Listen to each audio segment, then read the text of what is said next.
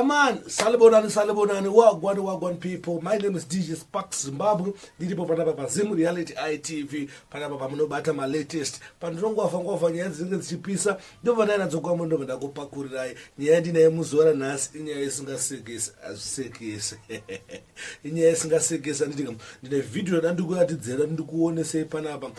Namadzibaba weku harare vanga vachisaiza sowe rekubindura. Saka sowe rekubindura raramba kusaizwa namadzibaba weku harare. Saka timuone mafight akazinga kumuka ipapapa. Unatsooneka kuti apakaipa. Apasika panomuka fight chechepo vanhu vakumamisana. Mahwambe murambe. Asana kwanza video iyi ngoma ndiyo nyaya ndiyo. Kune timu yangu yema business inoita zvekutenga nekutengeserana.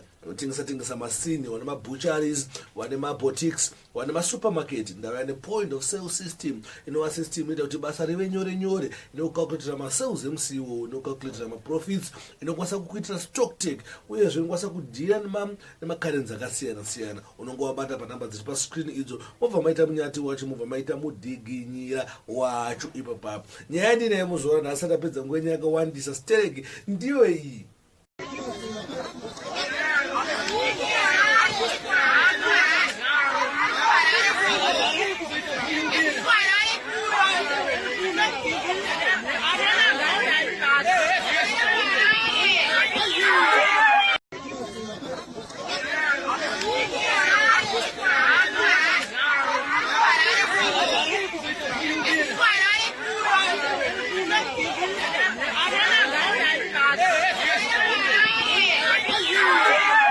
Marona video yacho kuti pasika pakutomuka mafight. Unoyanzoona kuti mahwambe murambi.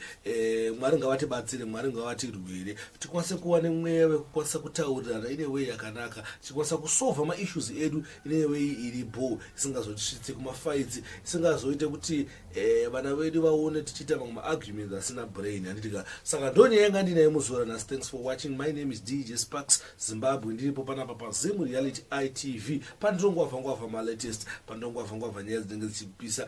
Ndine imwe nyaya ndinayo mazuva nekuti ngatisakangane kunamatisa nyika.